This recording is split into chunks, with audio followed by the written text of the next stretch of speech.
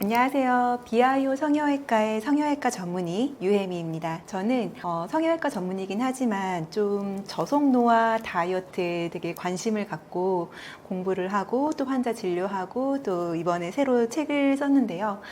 여기에 대한 내용들이 되게 좀 천천히 늙으면서 빨리 예뻐지는 방법에 대해서 제가 좀 적은 책인데요. 이 책도 소개도 하고 또 여러분들 궁금한 다이어트 내용 그리고 좀 더 빨리 동안이 될 수 있는 방법들에 대해서 좋은 꿀팁들 갖고 왔습니다. 원장님이 생각하시는 진짜 동안이란 무엇인가요?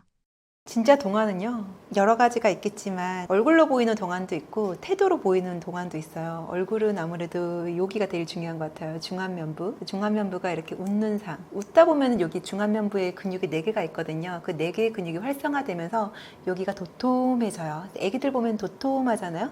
근데 나이가 들면서 우리가 웃을 일이 없고 인생의 이런 풍파를 많이 겪으면서 웃을 일이 없고 자꾸 입꼬리가 내려가고 인상을 쓰게 되면서 주름이 이렇게 생기죠. 그러면 얼굴이 조금 고약한 집주인처럼 바뀌게 돼요. 하숙집 할머니 같은.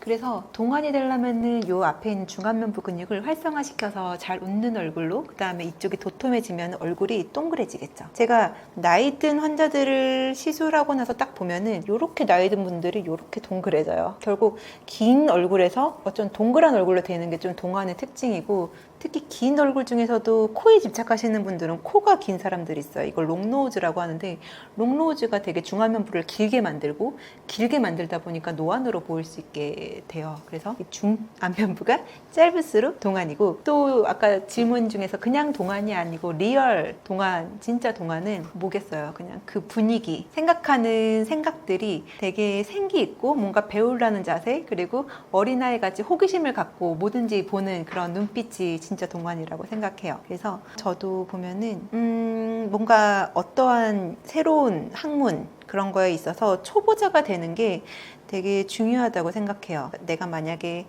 피아노를 어렸을 때 못 배웠는데 새로 피아노를 배워서 어떤 새로운 영역에서 초보자가 되면은 처음 배우는 호기심과 또 내가 잘 못하면서 겪는 새로운 역경, 내가 거쳐나가야 되는 그런 것들, 그리고 조금씩 잘해나가는 모습을 봤을 때 나 자신에게서 얻는 그러한 행복감, 그리고 뜻밖의 기쁨, 이런 것들이 되게 큰 자신감을 주는 것 같고, 자신감을 갖고 호기심을 갖고 있는 이 눈빛이 바로 진짜 동안이라고 생각합니다. 동안을 위한 홈케어 핵심 루틴은 어떻게 실천하면 좋을까요?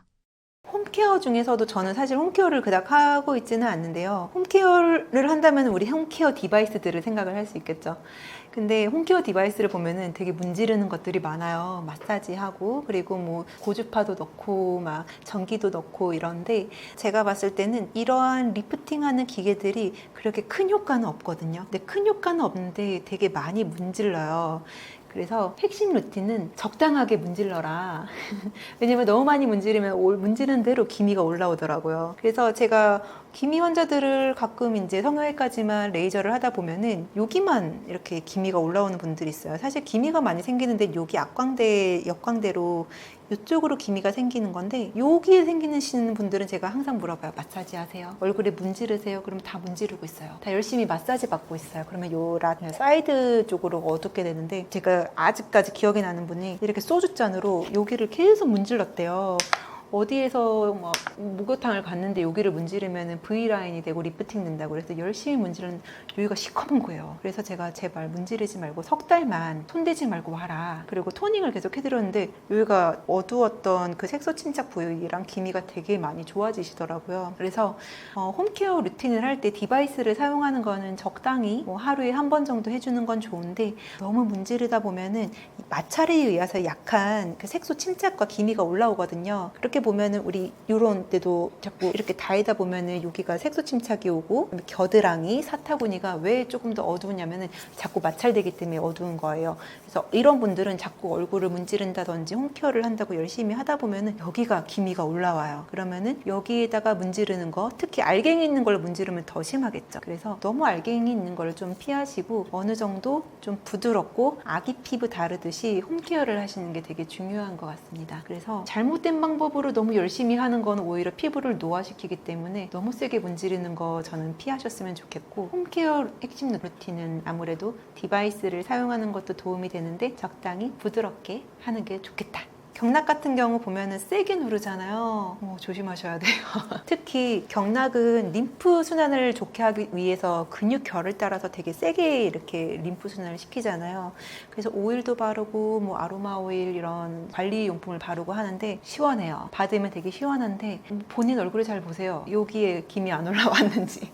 그럴 때는 경락을 좀 피하시는 게 낫고 좀 살살해달라고 하시는 게 좋을 것 같습니다. 저도 최근에 얼굴에 디바이스라기보다 저희 병원은 체외 충격파를 하고 있는데 여기 뭉쳐진 근육만 풀어도 리프팅이 되는 거를 그 3D 이미지상으로 확인을 했는데 체외 충격파로 여기를 풀어주고요. 턱 라인을 풀어주고 여기를 조금 뭉친 근육을 풀어주잖아요. 그러면은 벡터가 위로 다 향해 있어요. 여기 관자까지 이렇게. 그래서 뭉친 근육을 풀어주는 것도 리프팅이 되긴 하는데 체외 충격파는 그냥 갖다 대면은 여기 있는 세포가 막 충격에 의해서 흔들리면서 활성화가 돼서 림프 순환도 되고 혈액 순환도 되면서 얼굴이 되게 맑아지고 피로도 풀리고 근육도 풀리는데 대신 마사지는 손으로 표면을 문질러야 되잖아요. 근데 문지르는 것 자체는 혈액 순환도 되고 림프 순환도 되지만 피부의 마찰에 의해서 생기는 이 약한 염증이 피부 표면을 좀 상하게 만들기도 해요. 그래서 어느 정도까지는 괜찮지만 이게 진짜 내 피부가 약한 마찰에 의해서 조금 색소가 잘 올라오는 편인지 그거는 타타군이나 요런 데 아니 요런 데를 보면 알 수 있어요. 그리고 목주름도 보면은 접히는 데가 되게 색소가 침착이 많이 되시는 분들이 있거든요. 그런 분들은 여기도 문질러도 문지르는 대로 색소가 올라올 수 있는 거죠. 그래서 보면은 눈 많이 이렇게 부비시는 분들은 여기 다 어두워요. 네. 그래서 우리 신랑도 잘 때 졸리면 막 눈 비비는데 여기가 완전 약간 어두움의 그것처럼 시커멓거든요. 그래서 알레르기 비염 있거나 좀 아토피 있거나 하시는 분들이 자꾸 비비면서 여기가 이렇게 약한 마찰에 의한 염증성 기미가 많이 생기는데 어쨌든 손을 안 닿는 게 사실은 좋고요. 만약에 문지른다면은 조금 부드럽게 팍팍팍팍이 아니고 저 같은 경우는 진짜 살살 이렇게 살짝 대고 이런 식으로 하거든요. 그러면 특히 EMS 하는 그런 전기 자극 조금 오는 것들 있잖아요. 그런 것도 아침에 얼굴 부었을 때 여기다가 이렇게 살짝 이렇게 대주면은 얼굴이 금방 리프팅 되고 부비가 되게 빨리 빠지거든요. 그래서 그런 홈케어 제품들은 좀 괜찮은 것 같아요. 나이 들수록 무너지는 얼굴형과 근육 어떻게 관리할 수 있나요? 무너진다는 거는 봐봐요. 여기는 얇아지고 이쪽으로 다 이렇게 두툼해지죠. 왜냐면은 흘러내리는 것 같잖아요. 그러면 여기에 있는 근육은 약해지고 여기에 근육은 올라가고 이제 사람들이 나이 들수록 가장 아까도 말씀드렸듯이 인생의 고진 풍파와 스트레스를 받다 보면 어금니 깎게 물죠. 많이 먹죠. 그러면서 턱 근육이 되게 발달하면서 이쪽이 두툼해져요. 그리고 입꼬리를 내려요. 입꼬리 당긴 근육이 활성화되면은 이게 마리오네트도 많이 생기겠죠. 어쨌든 내리는 근육들이 활성화 많이 돼요.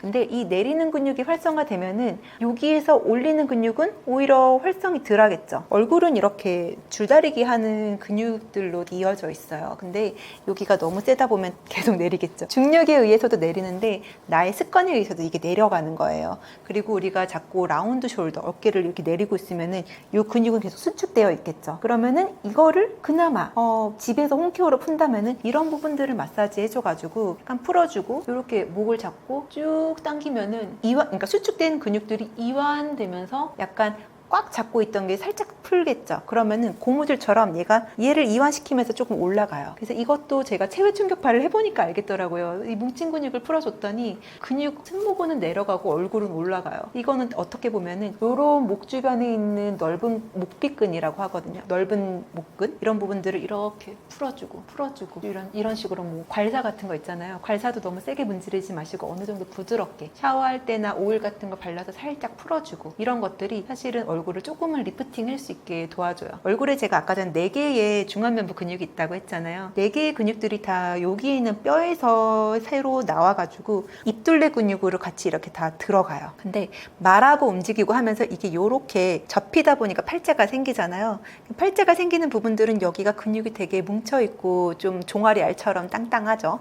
그러면 이 부분들이 약간 썩나 있는 것처럼 이렇게 올라와 있는 경우가 있어요. 그래서 이럴 때는 저는 코 옆에다 팔자 보톡스를 살짝 놔주면은 여기 있는 밴드처럼 있는 이 팔자가 살짝 근육이 살짝 작아지거든요. 그러면은 팔자가 약간은 풀려요. 그 말은 이쪽에 있는 근육을 손으로 조금씩 이렇게 이완을 시켜주면은 우리 종아리 아플 때 막 주무르잖아요. 그러니까 여기도 종아리 아플듯이 요 밑에 근육이랑 연결된 이 부분은 좀 풀어주면은 약간은 이완이 되고 여기에 있는 이 부분이 활성화되면 올라가겠죠. 여기가 활성화되려면 웃어야 돼요. 자꾸 보고 거울 보고 웃는 연습을 해보세요. 그러면은 저는 요새 제가 잘 안 웃나 봐요. 봐요. 그래서 계속 거울 보면서 웃는 연습을 하면 여기가 땡겨요. 얼마나 안 웃었으면은. 근데 여러분들도 거울 보면서 이렇게 웃어보세요. 그러면은 내가 약간 안 쓰던 근육이 쓰는 것처럼 요런 데가 땡겨요. 이렇게 올리니까. 그래서 요런 데는 마사지에서 이렇게 내리는 근육들을 좀 풀어주면서 이렇게 웃으면서 활성화 시켜주면은 알통은 여기 생기고 종아리 알 같은 건 여기다 풀어주고 여기다 땡기는 거는 이렇게 이완해서 풀어주고 해주면은 좀 더 홈케어 마사지가 되면서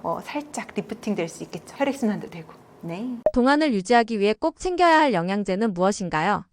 동안 유지하기 위해서 꼭 챙겨야 할 영양제는 B가 가장 크다고 생각해요. 항산화제 중에서 가장 강력하죠. 그래서 보통 우리 콜라겐 많이 먹더라고요. 저는 콜라겐은 거의 안 먹는데, 왜냐면은 콜라겐은 우리 몸에서 만들어지기는 하지만 얘를 먹는다고 해서 다 콜라겐이 되는 건 아니거든요. 근데 콜라겐을 뭔가 만들어주는데 도와주는 이 코팩터, 조효소가 바로 비타민 C인데요. 이 비타민 C가 결국에는 콜라겐 접착제예요. 콜라겐이 계속 생길 수 있도록 도와주는 역할을 하고, 논문을 찾아보면은 비타민 C가 콜라겐이 합성될 때 들어가 주면은 8배가 더 올라간다고 해요. 그걸 영어로 그 논문에서는 8fold라고 하는데 8배라고 그렇게 얘기를 하고 있더라고요. 그래서 콜라겐을 많이 먹어주는 것도 도움이 되긴 하지만, 사실은 저는 얼굴에 콜라겐 시술 같은 거 했을 때 콜라겐 부스터 또는 어떤 리프팅 레이저를 하고 나서 내 얼굴이 조금 더 좋아지기를 원한다면은 비타민 C를 좀 더 많이 먹어주는 거를 추천을 드려요. 그래서 제가 요새 이런 촬영을 많이 하면서 제가 하도 비타민 C 많이 먹으러 했더니 PD님들이 듣고서는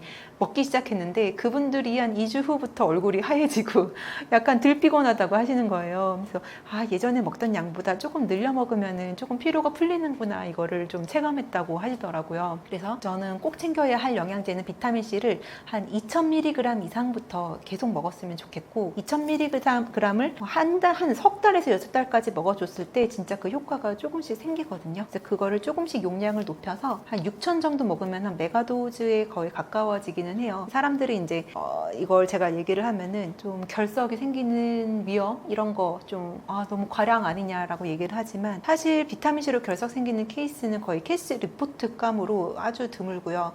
사실 제 주변에서도 결석이 생기시는 분들은 영양제 하나도 안 먹어요. 하나도 안 먹고 대신 물을 적게 먹어요. 몸에서는 여러 가지 요인으로 결석이 생길 수가 있는데, 결석이 아픈 이유는 요관을 막아서겠죠. 요관이 막기 전에 결석이 조금씩 쌓일 때 물을 많이 먹으면 다 이렇게 배출이 되거든요. 그래서 비타민 C를 많이 먹으면 비타민 C의 마지막 산물인 옥살산과, 그리고 단백질, 그러니까 단백질 아니고 우유를 먹어서 생기는 뭐 칼슘 같은 게 같이 결합이 되면은 이런 것들로 이제 돌이 생길 수가 있는데, 돌은 조금씩 커지지만 그 커져서 막아지기 전에 물만 많이 먹으면은 비타민 C랑 물 많이 먹었을 때 생기는 그 효과가 엄청 포텐셜이 되게 강하거든요. 동안이 될 수 있는 그런, 동안뿐만 아니고 덜 아플 수 있고 항암 작용할 수 있고, 요새같이 뭐 코로나 이런 이상한 바이러스들이 많았을 때 결국에는 얘를 내가 피할 수는 없어요. 대신에 면역력이 좀 방어가 돼서 우리가 갑옷을 입은 것처럼, 저는 이런 게임 같은 거만 미스릴 갑옷 같은 거 있잖아요. 그때 반지의 제왕에서 프로도가 어떤 공격을 받았는데 안 죽었어요. 미스릴 갑옷을 입고 있어요. 비타민 C가 그런 역할을 한다고 나한테 갑옷을 입혀서 면역력도 도와줄 뿐더러 이제 동안도 될 수 있게 도와주는 아주 핵심 요소다라고 생각을 합니다. 물 많이 마시는 게 진짜 동안에 도움이 되나요? 진짜 도움이 많이 되세요. 보통 이제 건조하신 분들이 다 노안이에요. 그리고 건조하면은 콜라겐을 만들기가 어려워요. 건조하면은 근육도 만들기 어려워요. 근육의 70%가 물이에요. 그리고 건조하면은 눈도 건조하고 코도 건조하고 입도 건조해요. 말라비틀어지면은 다 주름이 돼요. 그리고 주름이 되면은 메마를수록 패여요. 주름이 흉터처럼 변해버려요. 그러면은 마른 사막과 바다와 어떤 것이 더 생명력이 있을까요? 물을 많이 먹을수록 생명력이 있는데, 생명력이란 단어가 되게 좀 뜬구름 잡은 것 같지만, 어떻게 보면 기초대사량이 높아지는 것도 물을 많이 먹어야 우리의 심장 속으로 들어서 펌핑이 되고, 또 림프액도 되고, 순환이 잘 돼야 몸에 산소도 가고 영양분도 가고 다 세포가 일을 할 수 있잖아요. 그래서 저는 물을 많이 먹는 게 진짜 동안에 도움이 된다고 생각합니다. 마사지는 정말 동안에 도움이 되나요? 네, 아까 마사지 얘기 드렸잖아요. 마사지 중에서도 이런 목 쪽에, 그 다음에 턱 라인, 그리고 팔자 옆에 있는 이런 부분들을 적당히 마사지하는 건 도움이 되세요. 그래서 괄사를 사용하는 것도 좋긴 하지만 너무 세게 하면 안 된다. 그리고 오일이나 부드러운 걸 잘 발라서 적당히 해야지 뭐 계속 열심히 하면은 더 올라가는 건 아니거든요. 그냥 적당히 약간 순환이 될 정도만, 시원할 정도만 하고 저는 그만해야 된다고 생각을 합니다. 무조건 과한 거는 항상 안 좋은 결과를 초래하더라고요. 홈케어 제품 중 이건 꼭 피했으면 하는 제품이 있을까요? 홈케어 중에서 저는 옛날에 하다 만 게 있는데 각질 제거하는 거요. 이 각질 제거가 약간의 좀 쾌감이라고 해야 되나? 뭔가 알갱이로 이렇게 다 문지르면은 피부가 매끈매끈해지잖아요. 이제 그런 거에 대한 되게 이렇게 만족감이 크다 보니까 계속 알갱이를 사용하는 경우가 있는데 결국에는 이런 것들이 피부에 자극을 주기 때문에 자극된 피부에는 기미가 올라와요. 옛날에 제가 어렸을 때 목욕탕을 가면 아줌마들이 때밀이 수건으로 얼굴을 막 문지르는 경우가 있는데 그런 분들 보면은 피부가 반질반질한데 다 기미가 있는 채로 얼룩덜룩한 채로 반질반질 하시더라고요. 그래서 뭔가 세게 마찰을 줘서 물리적으로 피부를 먼저 뵙게 나겠다 이러는 것보다는 적당하게 뭐 한 달에 한 번 정도는 괜찮아요. 왜냐면은 각질이 쌓이다 보면은 피부가 노화되고 그게 주름이 되고 색소가 되는데 적당히 한 달에 한 번 정도 각질 제거하는 거는 괜찮은데 너무 자주 해서 피부를 좀 예민하게 만드는 케이스들이 많기 때문에 오히려 굳이 각질 제거를 하고 싶다 하시면은 알갱이로 된 제품 말고요. 이렇게 뭐 바하나 아하나 이런 성분들로 피부를 조금 화학적으로 살짝만 해주는 거를 추천을 드리고 레티놀 제품들도 보면은 어느 정도 퍼센테이지가 너무 높으면 얼굴이 진짜 확 뒤집어지는데 퍼센테이지가 되게 낮은 것부터 시작을 하면은 살짝 이런 각질들 그리고 피부의 노폐물들이 조금 떨어지면서 피부결이 정돈이 되고 거기에 이제 새로운 피부가 재생될 수 있도록 어느 환경을 마련해 주면은 도움을 많이 받을 수 있습니다. 밤에 자는 동안에도 동안이 무너질 수 있다고 하던데 정말인가요? 자면서 주름도 생길 수 있죠. 지금 보는 게 옆으로만 자면은 이쪽이 이렇게 눌리잖아요.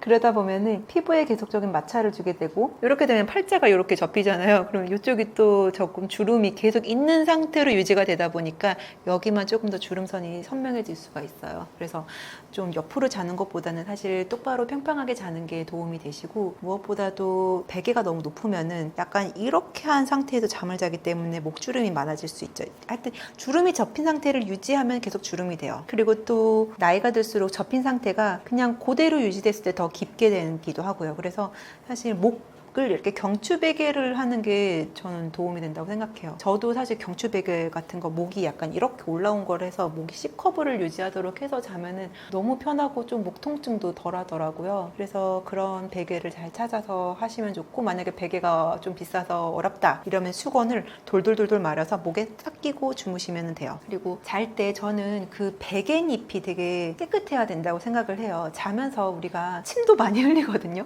그리고 얼굴에서 피지 분비도 되게 많이 되는데 그 베갯잎을 잘 안 갈고 계속 한다면은 거기에서 박테리아나 아니면은 좀 지저분한 물질들이 쌓이고 쌓이면서 결국엔 피부에 또 닿게 되면은 이게 또 피부를 더 자극시키고 염증을 일으킬 수 있거든요. 그래서 이 침구를 거의 매일매일 잘 가는데 특히 베개 커버를 깨끗하게 하는 게 저는 중요하다고 생각을 합니다. 그리고 잘 때 너무 더우면은 잠이 잘 깨게 돼요. 잠은요 몸이 시원할 때 깊게 자게 되어 있거든요. 저도 잠이 잘 안 깨는데 요새같이 더운 날에는 자다가 깨요. 더워서. 충분히 시원하게 하는 게 되게 중요하고 잠이 안 오시는 분들은 보면은 하루 종일 몸이 이렇게 좀 저온으로 되어 있는 분들은 잠이 잘 안 와요. 나이 들수록. 근데 이런 분들이 어떻게 해야 잠을 잘 자면은 아침에 낮에 한번 운동을 해서 심장이 펌핑을 하면은 심부 체온이 올라가요. 그러면은 이 정도 한번 올라갔다가 잠이 들 때쯤이면 슉 온도가 떨어지면서 깊은 잠에 빠져요. 그래서 온도가 낮아야 돼요. 근데 계속 심장이 안 뛰고 아주 루즈하게 하루 종일 운동도 안 하고 그냥 평이하게 있으신 분들은 잠이 잘 안 와요.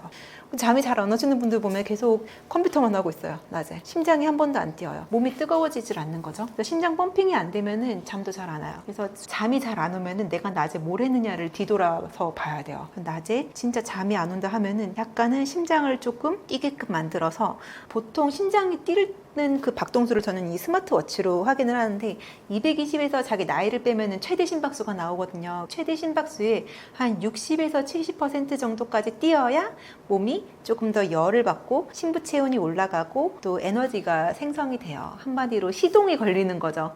시동을 안 걸고 하루를 딱 시작을 하면은 하루 종일 약간 루즈해지고 우울해지고 밤에 잠이 안 와요. 그래서 어느 정도 그런 심박수, 그걸 존투의 구간이라고 하는데 요새 존투 운동 하는 게 바로 그 구간이거든요. 그래서 그 구간 정도로 심장을 어느 정도 활성화 시키면은 밤에 시원하게 되면서 몸이 깊은 잠에 진짜 이렇게 다이빙 하듯이 거의 진짜 잠을 잘 자요. 그래서 잠잘 때 중요한 건 아까 말씀드렸듯이 똑바로 자되 목 베게 하는 거, 그리고 침구 깨끗하게, 특히 베개 깨끗하게 매일매일 빠는 거. 세 번째는 시원한 환경에서 이제 잠이 잘 잘 수 있도록 저온 상태로 갈 수 있어야 되는데 무조건 춥게 하는 게 아니고 낮에 한번 데핀 다음에 떨어뜨려야 잠을 깊게 잘 수 있어요. 제 생각입니다. 근데 수면의 과학이라는 책을 제가 이전에 봤는데 거기에서도 이걸 썰카디안 리듬이라고 해서 어느 정도 리드마틱해야 잠이 잘 온다고 되어 있거든요. 근데 계속 리듬 없이 쭉 가면은 이 상태로 잠이 계속 안 와요. 노화를 정말 늦출 수 있나요?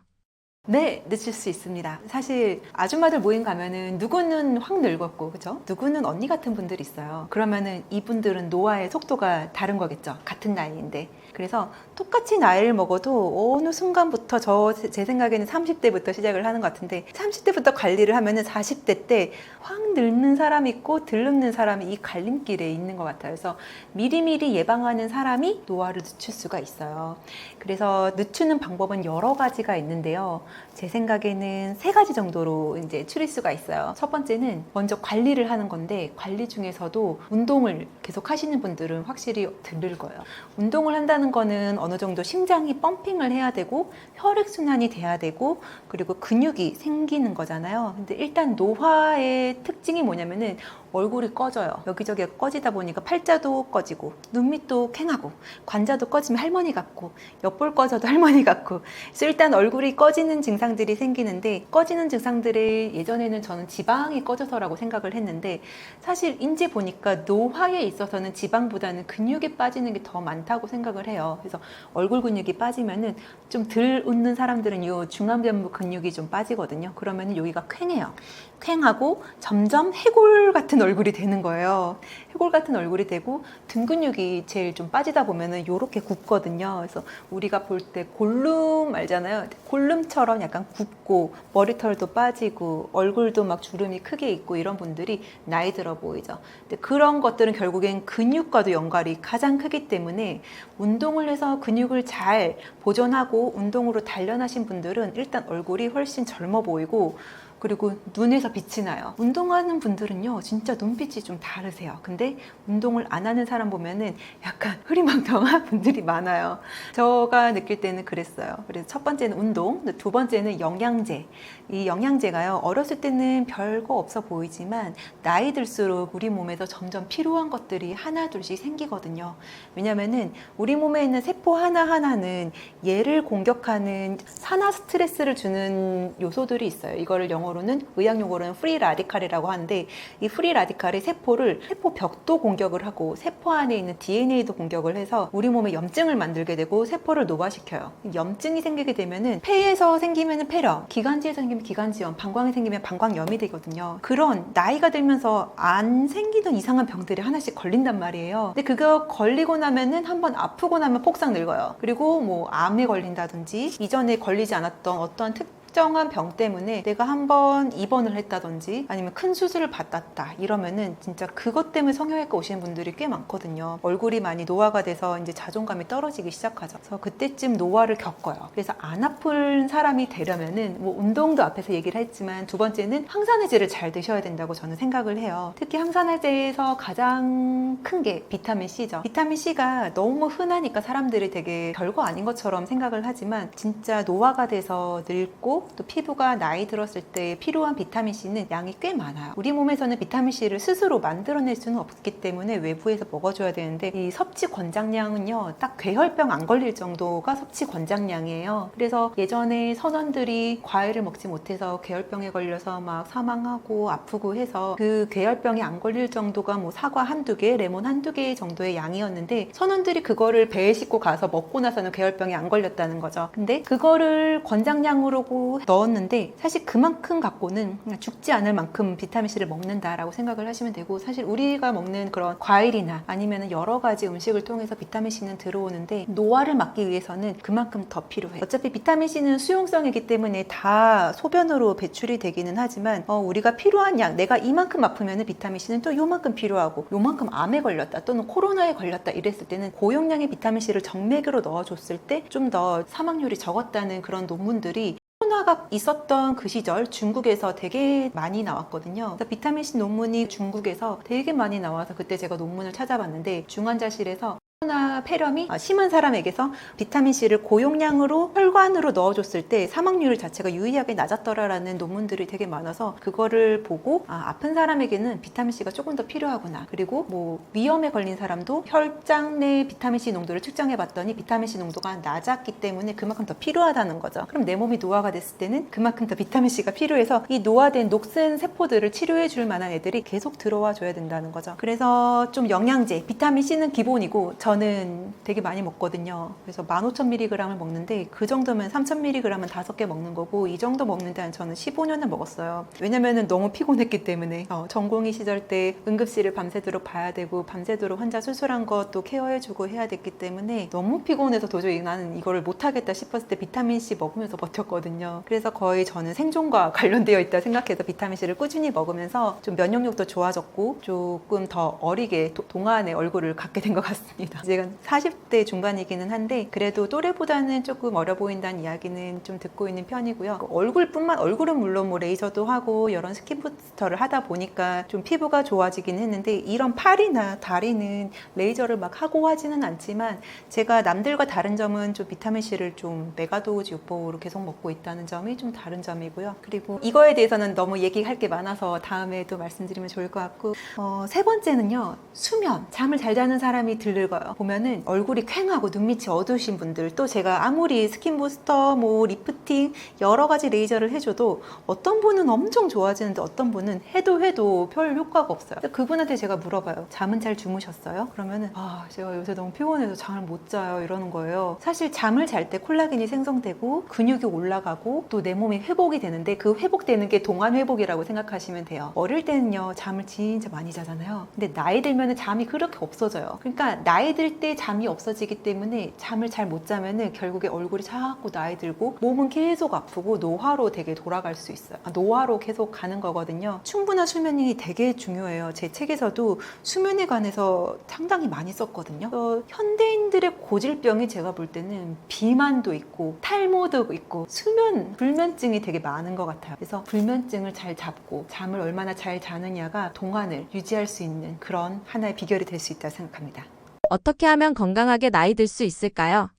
네, 어차피 나이 들 거 건강하게 들어보자. 좀 어리게 나이 들면 좋겠다 싶은 건 아까 제가 앞에 말씀드린 거, 운동을 열심히 하는 거. 근데 운동 열심히 하기 되게 힘들죠. 그래서 조금 생활 습관을 좀 바꿨으면 좋겠어요. 엘리베이터 안 타기, 한 계단 5층 정도는 걸어 다니시는 게 좋고요. 그리고 차를 운전을 한다면은 여기가 문이면은 요 앞에다 우리 주차하잖아요. 여기다 세우지 말고 저 멀리 세우는 거예요. 멀리 세우면 여기 걸어가잖아요. 그만큼 조금씩 운동 활동량을 좀 늘려야 된다. 그래서 나의 활동량을 점점 늘리는 게 건강하게 나이 드는 습관인 것 같고요. 왜냐면 나이 들수록 우리 움직이기 싫어요. 보면은 또 어릴 때 보면은 엄청 달려다니죠. 뛰어다니고. 할머니 되면은 계속 누워만 있죠. 걷지 않아요. 활동량이 줄어드는 게 바로 이제 나이가 들어가는 거기 때문에 나이 들어서도 조금 젊게 살려면은 자꾸 활동을 해야 돼요. 자꾸 걷고 움직이고 사람 만나고 얘기하고 이런 것 것들로 뇌도 조금 더 활성화되고 우리 몸도 활성화되는 거죠. 그리고 지켜야 할 습관 중에 하나는 또 잠을 잘 자는 거, 아까 말씀드렸죠. 제가 아는 분들은 밤에 또 TV를 켜놓고 보다가 자는 분들이 있는데 수면이 되게 불안정하다 하더라고요. TV를 켜놓다든지 아니면 불을 켜고 자는 것 자체가 뇌가 되게 활성화된 상태에서 잠을 자기 때문에 충분히 휴식을 잘 못하고 몸이 재생을 못한다고 그러더라고요. 그래서 수면을 잘 취하는 거. 그 다음에 저는 물을 또 많이 먹으라고 그래요. 나이 들수록 물을 되게 안 먹거든요. 제가 어렸을 때 보니까 물대장 어린이들이 되게 많았어요. 물을 벌컥벌컥 많이 마시는. 근데 나이 들어서는 소화 능력도 떨어지지만 자꾸 소변 보는 거에 있어서 좀 부담감을 갖는 경우가 많아서 물을 진짜 안 드세요. 근데 물을 안 먹다 보니까 몸이 건조하게 되고 몸에 혈액이 정체되고 혈액순환도 안 되는데 움직이지도 않아. 그러면은 자꾸 혈액순환 안 되면은 손끝이 저리고 그 다음에 뭐 뇌도 잘 안 돌아가고 혈액 펌핑도 잘 안 되다 보니까 자꾸 노화가 되어 가는 것 같아요. 저는 그래서 물을 좀 많이 드시라고 그러고 또 만약에 방광 기능이 약하다면은 그런 비뇨기과나 치료를 받으셔서 조금 도움을 받으셨으면 좋겠습니다. 노화를 늦추는 음식이나 영양제는 어떤 게 좋나요? 제가 아까 전에는 영양제 중에서 비타민C 얘기를 했잖아요. 요새 이거는 그냥 개인적인 팁인데 여자 의사들끼리 모임을 했는데 한 분이 팔이 되게 근육이 막 불뚝불뚝 있을 정도로 다이어트를 하고 근육을 잘 키우셔서 아니 어떻게 해서 살을 뺐느냐. 그분은 위고빈을 하긴 했지만 그 영양제를 먹는다고 하더라고요. 근데 그 영양제가 약간 근육을 좀 올리는데 도움을 줄 수 있는 여러 가지 영양분으로 되어 있는데 뭐 L카르니틴도 들어있고 아미노산도 들어있어요. 근데 그런 영양소를 잘 먹었더니 근육 운동을 하지 않아도 근육이 2kg가 한 달에 늘었다는 거예요. 얼마나 솔깃해요. 그래서 요새 우리 나이 든 여자 의사들 사이에서는 이 근육 올리는 게 정말 중요하구나. 이 영양제 하나에 다들 난리가 났었거든요. 그래서 그 근육을 좀 더 키우는 데 도움을 줄 수 있는 영양제들이 보면 L카르니틴도 도움이 되고요. 아미노산도 되게 도움이 많이 돼요. 그래서 저는 사실 예전에는 식욕 억제제, 그러니까 식욕 그 비만약들을 처방을 할 때 이런 식욕 조절을 하는 펜타민 같은 성분들은 꼭 들어있었고 그 외에 또 근육 올려주고 뭐 유산균 같은 것도 채워주고 이런 것들을 한 4개 정도의 약을 처방을 해드렸는데 남들이 먹는 걸 보니까 너무 궁금한 거예요. 이게 진짜 효과가 있나? 어떤 느낌일까 해서 제가 먹어봤는데 되게 성격이 안 좋아지더라고요. 그러니까 식욕이 억제가 되니까 약간 예민해지고 옆에 사람이랑 자꾸 싸우고 이 사람이 내 욕하는 거 아닌가 하면서 약간 정신적으로 조금 이상해지는 걸 느껴서 그걸 끊고 하나씩 약을 빼서 마지막까지 남긴 약이 L카르니틴이었는데 L카르니틴을 먹었더니 좀 식욕도 조절이 되고 또 약간 운동할 때 힘이 조금 더 나더라고요. 그래서 이런 근육을 조금 더 생성시키는데 도움을 줄 수 있는 여러 가지 영양제들이 제가 볼 때는 되게 도움이 많이 된 것 같아요. 결국에는 노화는 근육이 빠지는 과정이기 때문에 근육을 채워줄 수 있는 영양제가 있다면은 그런 것들은 꼭 챙겨서 드셨으면 좋겠어요. 그리고 노화를 늦추는 음식은 아무리 생각해도 그냥 단백질입니다. 고기, 고기 드시는 게 좋습니다. 무리하지 않으면서도 젊음을 유지할 수 있는 운동이 어떤 게 있을까요? 무리하지 않으면서 젊음을 유지할 수 있는 운동? 저는 달리기 같아요. 근데 사실 사람들이 달리기 잘 안 하죠. 저도 살 뺄 때 빼고는 잘 안 달리는데 대신에 달리는 이유 중에 하나가 이제 안 쓰던 근육을 쓰기 위해서 달리기도 하고 또 사람들은 이런 오해를 많이 해요. 내가 땀을 많이 흘리면 운동을 잘했다라고 생각을 하죠. 근데 사실은 땀이 나는 것보다 더 중요한 건 내 심장이 뛰고 내가 호흡을, 산소를 잘 들이켰느냐 그 정도를 측정을 하는 게 제일 중요하거든요. 그래서 이렇게 걷는 운동을 되게 많이 해요. 진짜 사람들이 다 병원에 와서 하는 말이 나는 1시간씩 걷는다. 그래서 제가 뛰으라고 그래요. 그러면은 다음에 한 달 후에 또 와가지고 하는 말이 나는 1시간 걸어도 살이 안 빠져. 2시간을 걸었다. 그런데 살이 안 빠진다. 당연히 안 빠집니다. 안 되는 방향으로 오랫동안 하면은 오히려 관절만 다치고 발바닥 질환만 생겨요. 그리고 하지 정맥류도 생겨요. 그래서 걷는 걸 오래 하는 거는 그닥 도움이 되지 않고요. 젊음을 유지하는 거는 심장이 뛰어야 돼요. 그래서 가장 간단한 거는 진짜 달리기 싫으면 슬로우 조깅이라도 하라고 해요. 슬로우 조깅 천천히라도 뛰세요. 천천히라도 뛰어서 약간 옆에 사람과 대화를 할 정도로 뛰어주고 살짝 이렇게 호흡이 약간 차야 돼요. 땀 나는 걸로 안 돼요.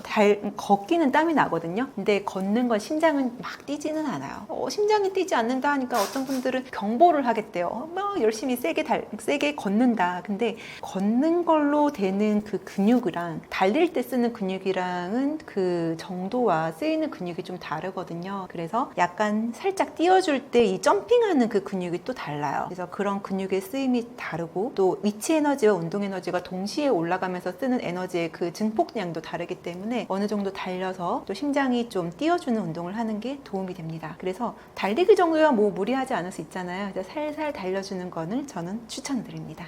피부나 외모 노화를 늦추기 위해 반드시 피해야 할 행동도 있을까요? 네, 지금 딱 생각나는 게 있는데 마라톤 할 때 어떤 사람들은 열심히 마라톤 몇 시간씩은 하는데 이게 상당히 자외선을 많이 받거든요. 그래서 어떤 사람 보니까 건강해지겠다고 열심히 달려서 막 많은 길을 달리기를 하고 얼굴이 폭삭 늙은 경우를 봤어요.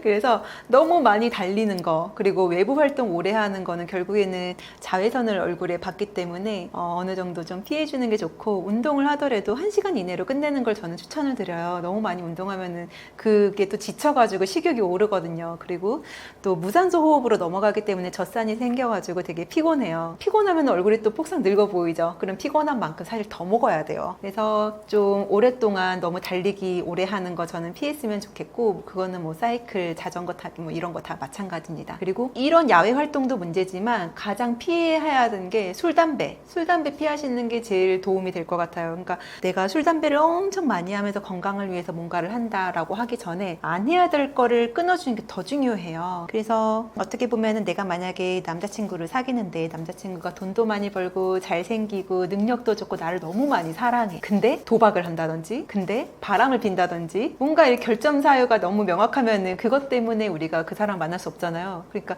건강 관리를 해도 아무리 좋은 거 많이 먹고 아무리 운동을 해도 술, 담배를 계속 한다면은 몸은 계속 더 노화가 되는 것이기 때문에 다 된 밥에 재 뿌리는 격이 되거든요. 그래서 술, 담배 피하시는 거. 그리고 마지막 하나, 밤새지 않기. 제가 최근에 30대 후반이신 분이 밤새도록 술을 먹고 병원에 오신 경우를 봤는데 아니 나이가 들수록 밤을 새면 안 돼요. 그러면은 회복력이 정말 떨어지고 밤을 새면은 뇌가 상해요. 뇌가. 그래서 너무 밤새도록 노는 거 이제 나이 들어서는 하면 안 되고 밤새도록 공부하고 또 밤새도록 너무 일하고 이런 것들이 진짜 좀 노화를 확 일으키게 하고 치매도 좀 더 빠르게 하고 몸의 면역력도 떨어뜨리기 때문에 일단 아플 수가 있어요. 아프면은 진짜 노화의 속도가 되게 급격화가 되거든요. 그래서 안 아프게 하려면은 잠을 잘 자야 된다. 호르몬이나 몸 상태가 빨리 늙고 있다는 신호로 어떤 게 있나요? 몸 상태가 빨리 늙고 있다는 신호는 아무래도 뱃살이 늘어나는 거예요. 얼굴은 괜찮은데 배만 나온 분들 있죠. 그러면은 제가 책 첫 번째에도 썼지만 노화의 그 증거는 얼굴보단 뱃살이라고 생각해요. 배부터 나옵니다. 왜냐면은 내장 지방이 벌써 호르몬 때문에 잘 컨트롤이 안 된다는 거거든요. 그래서 먹은 족족 배에 있는 내장지방 또 피하지방이 점점 늘어나면서 몸이 염증 상태로 가고 그런 염증 상태가 얼굴로 나타나요. 결국에는 식사를 할 때 탄수화물을 계속 많이 먹게 되는 식사를 우리가 되게 많이 하잖아요. 사실 흰밥도 탄수화물 중에서도 되게 혈당을 많이 올리는 그 당분이기 때문에 흰밥 너무 많이 먹는 것도 사실은 탄수화물을 계속 먹는 거고 그것 때문에 살도 찌고 나이가 들어 보이는 거거든요. 왜냐면은 탄수화물의 가장 마지막 그 엔드 프로덕트라는 게 AGE라는 거거든요. 그래서 Advanced Glycemic E, End Product. 그래서 마지막에 생기는 그 탄수화물의 AGE라는 그런 당화, 그 프로덕트가 얼굴에서 노화로 나타나요. 그래서 기미도 생기게 하고 주름도 생기게 하고 결국에는 나이가 들게 만들어요. 어떤 분이 그러더라고요. 나이 드는 거는 우리가 오븐에서 빵이 익어가는 거랑 똑같다. 그래서 우리의 연골은 아기 때는 하얗고 반질반질하다가 나이 들수록 연골이 되게 갈색으로 바뀌고 노화되고 그리고 막 삐걱거리고 하는 게 결국에는 이 오븐에서 살살 익어가는 거랑 똑같다는 거죠. 그래서 우리가 어떤 탄수화물이나 되게 정제된 당을 먹으면서 계속 몸을 익게 만드는 거라고 얘기를 하더라고요. 그래서 이런 익게 되는 그 마지막 산물들이 얼굴의 주름 그리고 노화된 그 기미 이런 것들로 표현이 된다고 해요. 그래서 그거는 마지막 엔드 프로덕트, 마지막 산물이고요. 처음에는 배부터 나오고 그 다음에 이제 얼굴이 늙어가기 시작한다고 생각을 해요. 그래서 그런 신호는 뱃살과 이제 얼굴 주름, 기미 이렇게 되죠. 동안인 사람들은 뭘 다르게 할까요? 진짜 비결이 있나요? 주변에 일단 나이가 어려 보이는 사람을 찾아보면은 그 사람 인스타그램을 한번 보세요. SNS를 보시면은 뭘 하고 있느냐 보여요. 이걸로 반대로 생각하나 보면은 뚱뚱하고 나이 들어 보이는 사람들의 인스타그램 그리고 SNS를 보면은 먹는 게 되게 많이 올라와요. 주스, 과일이 있는 막 맛있는 팥빙수, 뭐 과일 빙수 그리고 그런 것들이 많고 오히려 동안처럼 보이는 사람들은 좀 운동하는 모습 아니면은 좀 뭘 배우는 모습 이런 것들이 좀 많이 나타나는 것 같아요. 근데 저는 뚱뚱한 사람들의 SNS를 보면은 진짜 먹방이 많거든요. 맛있는 거 올리고 그러면은 그게 본인의 행복인 거죠. 저는 사실 제가 음식 먹는 걸 거의 안 찍어 올려요. 제가 찍어 올리는 거는 뭐 제가 강의하는 거 또는 뭐 제가 뭐 누군가를 만나서 좋은 시간을 보내고 뭔가를 배우는 거 이런 것들을 올리는데 결국에는 자기가 해피한 걸 올리게 되는 거죠. 그래서 동안인 사람들은 그 사람들이 행복해하는 게 뭔가를 한번 찾아보시는 게 그 사람의 비법인 것 같아요. 저도 지금 배우는 게 뭐 영어도 배우고 예전에는 피아노, 재즈 피아노도 배우고 뭐 일본어도 배우고 운동도 배우고 새로운 걸 배우는 걸 되게 좋아해요. 그리고 물을 또 되게 많이 먹고 오히려 예전에는 나 물 사는 게 돈이 너무 아까운 거예요. 근데 나이 들수록 보니까 과일 주스 먹으면 나중에 빼는데 돈이 더 많이 들어가요. 그래서 오히려 물을 또 많이 사 먹는 편이고 사 먹다기보다 많이 들고 다니죠. 들고 다니면서 많이 먹고 비타민 섞어 먹고 그래서 저는 되게 비타민 그 다음에 아미노산, 엘카르니틴, 단백질을 계속 몸에다 넣어줘요. 음식이 뭐가 들어가느냐에 따라서 그 사람의 그런 퀄리티, 정체성 그리고 동안이 생기는 것 같아요. 그리고 일단 자세가 바른 사람이 훨씬 어려 보이거든요. 등이 굽은 사람은 동안이어도 왠지 할머니 같아 보여요. 근데 제대로 자세가 펴져 있고 등이 펴져 있고 조금 더 좀 자신감 있는 사람들은 생기 있어 보이죠. 저는 동안을 물론 얼굴이 동안인 사람도 동안이지만 눈빛의 생기 그 다음에 하는 그 행동들에 있어서 되게 그런 어린 건강함과 또 동안 그리고 그 사람에게서의 자신감, 자존감 같은 것도 다 하나의 어떤 아우라가 되는 것 같아요. 하루 루틴 중 딱 하나만 바꿔서 노화를 늦출 수 있다면 무엇을 추천하시겠나요? 일찍 자는 게 어쩌면 하나의 비결이에요. 제가 인생에서 3번의 고비가 있었거든요. 첫 번째는 성적이 미친 듯이 떨어진 시절에 제가 밤을 새서 공부를 했어요. 밤을 새서 공부하니까 학교 가선 졸았어요. 그리고 밤에 다시 일어나서 커피를 막 대접으로 먹으면서 밤새 문제집 풀고 학교 가서 또 자요. 그러니까 성적이 제가 떨어지는 거죠. 그래서 제가 추석 때 저희 친척 오빠한테 그 친척 오빠가 서울대 법대를 다녔어요. 오빠 나 어떻게 해야 공부를 잘할까 했더니 혜미야 12시에 자고 7시에 일어나. 그리고 정신 말짱할 때 공부해 이러는 거예요. 그래서 그 한마디로 그냥 그대로 지켰더니 성적이 막 수직 상승을 해서 바로 전교 1등을 했거든요. 그게 보면은 열심히 공부를 하는 게 눈으로 들어오는데 시험을 못 본다는 건 아웃풋이 안 되는 거잖아요. 그래서 인풋이 잠을 자야 머릿속에 박히고 그래야 아웃풋이 나오는 거예요. 그래서 결국에는 잠의 문제를 해결하면서 제가 성적이 올랐고 두 번째는 목이랑 어깨가 되게 아팠거든요. 이제 성형외과 의사들은 계속 고개 숙여서 수술을 하다 보니까 항상 여기에 통증이 있는데 제가 이것 때문에 병원을 진짜 많이 돌아다녔어요. 돈도 꽤 많이 썼거든요. 그래서 너무 몸도 아프고 힘들어서 한 3개월 정도 병원을 쉬었는데 그때 제가 이 통증을 치료를 했는데 어떻게 치료를 했냐면 밤 9시에 잠을 자면서 치료가 됐어요. 그래서 조금 더 일찍 자고 이 무거운 머리 이게 거의 볼링공 하나의 무게라고 하더라고요. 이걸 들고 있는 게 우리가 얼마나 힘들어요. 조금만 이렇게 숙여도 이 볼링공을 머리를 들고 있느라고 어깨가 되게 아프고 구분등이 되는데 대신에 이거를 빨리 누워서 쉬게 하면은 목이랑 어깨가 다 편하게 쉬다 보니까 통증이 좀 좋아지더라고요. 그래서 통증도 잠을 많이 자면서 해결이 됐어요. 세 번째는 제가 몸이 살이 찌기 시작했을 때 의외로 저 12시부터 7시까지 자는 거를 그때 다이어트 하면서 또 시작을 했는데 그러면서 살이 되게 잘 빠졌어요. 그래서 수면이 식욕 억제 호르몬을 좀 내주고 식욕이 오르는 호르몬을 감소시키고 인슐린을 안정화시키거든요. 그래서 위고비를 제가 환자들을 시키면서 보면 위고비로도 살이 계속 찌는 분들이 있어요. 안 빠지고. 근데 그런 분들 운동도 열심히 하고 식단도 다 하고 위고비 하는데 왜 안 빠지냐고 딱 봤더니 밤에 잠을 안 자요. 밤새도록 주식하고 밤새도록 또 집안일도 하고 또 밤에 놀아요. 그런 분들이 살을 못 빼요. 근데 제가 잠 좀 자라고 딱 12시에 자고 하라면은 그분들이 잠을 자면서 이상하게 살이 빠지더라고요. 그래서 그거를 되게 알고 나서부터 딱 하나 노화와 다이어트와 또 뭐 공부고 뭐고 다 잠을 잘 자는 것들로 인생이 해결되는 케이스가 저는 너무나 많았고 또 환자들도 그렇게 됐을 때 되게 회복력이 좋다는 거 그리고 살도 잘 뺀다는 걸 알고 나서부터는 딱 하나 해야 된다면은 잠을 잘 자는 거예요. 요즘 혈당 다이어트가 굉장히 핫한데 혈당 다이어트란 정확히 어떤 개념인가요? 네, 요새 혈당 스파이크라는 말 정말 흔하면서도 많이 들리잖아요. 예전에는 그냥 우리 칼로리만 줄이면 된다, 아니면은 조금만 먹어도 된다라고 이야기를 하면서 다이어트를 했었어요. 근데 사실 칼로리는요, 그저 숫자에만 국한된 이야기 같고요. 칼로리대로만 다이어트를 하게 되면은 우리의 근육도 빠지고 더 노안으로 갈 수 있어요. 근데 결국에는 우리가 다이어트를 못하는, 그러니까 비만인 경우에는 결국에는 고혈압과 당뇨로 가고 이런 성인병들에 걸리게 되는데, 이런 것들을 메커니즘 상으로 보게 되면은 우리 몸에서 혈관으로 당이 왔을 때 갑자기 당이 오르게 되면은 우리 몸에서 인슐린이 팍 나오게 되잖아요.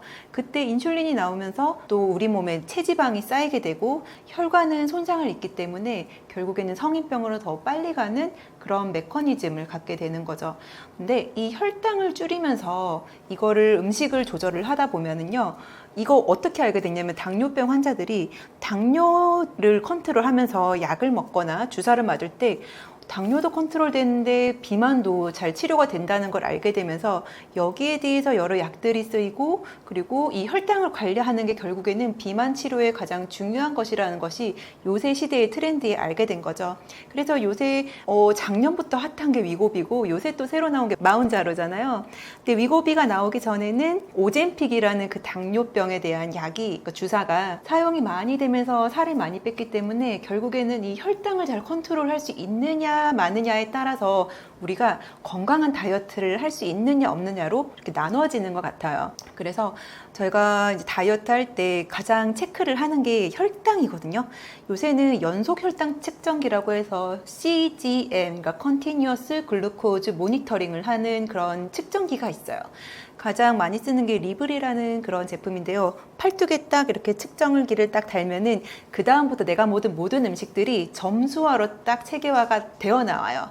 그래서 어느 음식을 먹었을 때 혈당이 얼마나 빨리 급하게 오르는지 그걸 다 표시하고 그 음식을 피하다 보면은 내가 음식에다가 그 장 볼 때 쓰는 그 돈이 다른 데로 이제 완전 장바구니가 바뀌게 된다고 하더라고요. 그래서 점수 높은 거는 써서 그거를 피하고, 점수가 안 높으면서 천천히 스테디하게 오르는 그 음식들만 찾아서 잘 먹는다면은 노화도 천천히 오고, 그리고 다이어트도 성공할 수 있는 가장 쉬운 치트키가 될 수 있습니다. 혈당 다이어트에서 가장 권장되는 음식은 어떤 게 있을까요?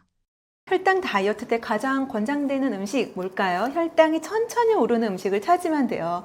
보통은 단백질이 이제 음식을 소화시키는데 많은 에너지들이 쓰이기 때문에 되게 천천히 올랐다가 천천히 내려가거든요. 근데 그 음식들 보면은 단백질은 뭐가 있을까요? 닭가슴살, 아니면은 뭐 해산물, 연어, 참치, 이런 것들이 되게 천천히 올라요. 그거는 야채도 마찬가지고요. 근데 오히려 반대로 혈당이 확 오르는 음식들은 보통 가장 조금만 먹어도 오르는 거는 과일 주스. 우리가 저혈당 빠졌을 때 사탕 먹이잖아요. 그만큼 혈당이 갑자기 오르는 건데, 결국에는 음식 중에서도 혈당을 높게 오르는 거를 피하는 게 가장 중요한 거죠. 그래서 걔는 피하고 될 수 있으면 단백질 음료 또는 단백질 과자, 요새 단백질 과자도 맛있게 나오더라고요. 그리고 닭가슴살, 계란, 이런 음식들이 결국엔 혈당 다이어트에서 가장 쉽게 우리가 접할 수 있는 권장되는 음식입니다. 땅콩버터가 살이 빠지는 데 도움이 된다고 들었는데 어떻게 먹는 것이 올바른 방법일까요? 네, 저도 요새 땅콩버터에 대해서 이제 막 유튜브 릴스 이런 게 뜨더라고요. 근데 저는 실제로 땅콩버터를 먹어보지는 않았는데, 땅콩버터를 고른다 하면은 제 생각에는 당이 들어있는 걸 좀 피해야 되고, 땅콩버터를 먹을 때에도 한 스푼만 먹는 걸 권장드립니다. 어떤 분들 보니까 땅콩버터를 뭐 사과에도 발라 먹고 또 빵에도 발라 먹고 이렇게 하시던데, 무엇보다 중요한 거는 진짜 이게 나한테 맞는지 안 맞는지는 혈당을 측정을 해봐야 돼요. 그래서 어떤 분은 먹을 때 혈당이 천천히 오르지만 어떤 분은 조금만 먹어도 혈당이 확 오르는 경우가 있거든요. 실제로 단백질 음료도 저도 뭐 더단백도 먹어보고 뭐 셀렉스도 먹어보고 여러 가지를 먹어보는데, 저한테는 혈당이 안 올랐던 단백질이 또 어떤 분이 먹으면은 어떤 건 혈당이 오르고 어떤 건 혈당이 천천히 오르는 그런 음식들이 있어요. 그래서 땅콩버터는 아무래도 좀 지방량도 있고, 그리고 버터다 보니까 먹으면 포만감이 오래 가서 다른 탄수화물이 들어오는 걸 좀 막아주기도 하고 또 에너지가 나기도 하거든요. 그래서 땅콩버터는 조금씩 먹는 거는 추천을 드리는데 자기 혈당을 측정을 해서 만약에 그게 내 몸에 안 맞는다면은 땅콩버터는 조금은 조심을 하면 좋지 않을까 생각됩니다. 다이어트 중 과일 섭취는 어떻게 생각하시나요?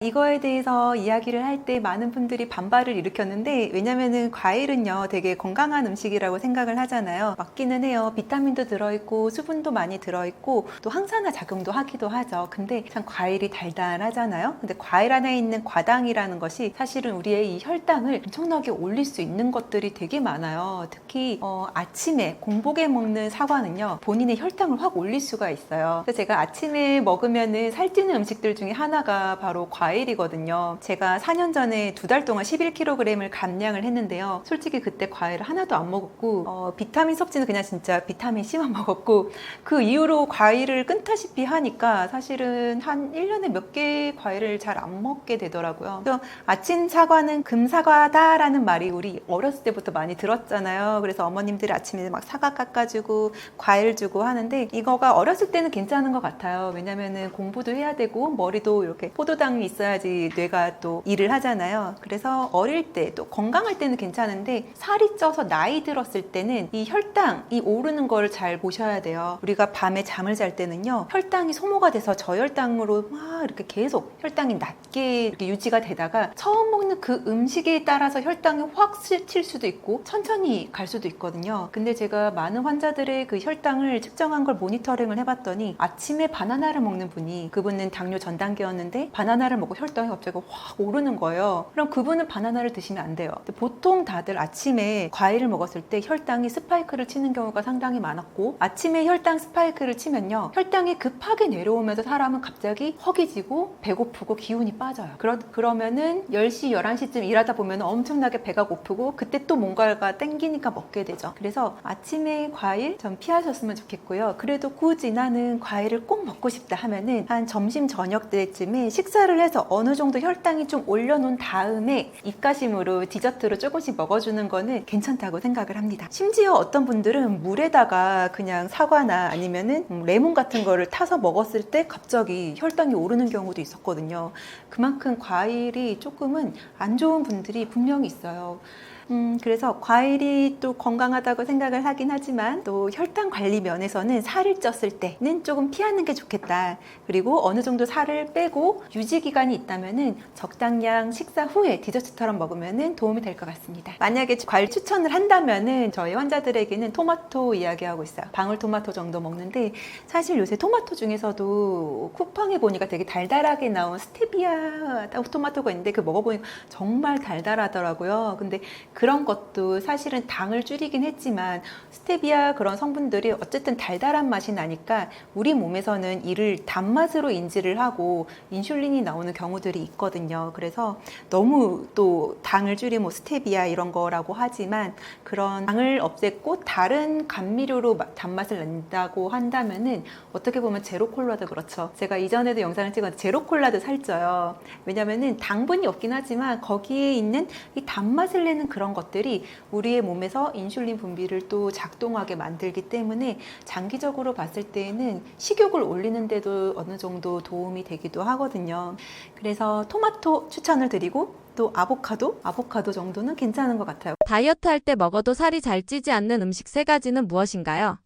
네, 제가 의외로 살찌지 않는 3가지 음식에 대해서 말씀드릴게요. 첫 번째는 보쌈이에요. 보쌈이 이제 고기를 쪘잖아요. 고기를 양념으로 해서 막 튀기거나 하는 것보다는 쪄서 먹는 게 그나마 그 본연의 맛을 가장 잘 느낄 수 있고 수분이 들어가서 쪘기 때문에 조금 덜 살이 쪄요. 그리고 고기는 단백질 덩어리잖아요. 근데 보쌈은 보면은 맛도 있지만 고기가 이제 그냥 거의 단백질 덩어리이기 때문에 거기에 곁들여 나오는 뭐 떡이나 아니면은 뭐 쌈장 이런 거 빼고서는 그냥 김치랑 같이 먹으면은 어느 정도 괜찮다고 생각을 해요. 근데 사실은 보쌈이랑 같이 먹는 그 막김치에도 밀가루도 들어있고 고춧가루에는 그리고 설탕도 들어있기 때문에 조금 그런 거는 약간만 드시고 보쌈 위주로만 드시는 거를 추천을 드립니다. 두 번째는요, 또 의외로 삼겹살이에요.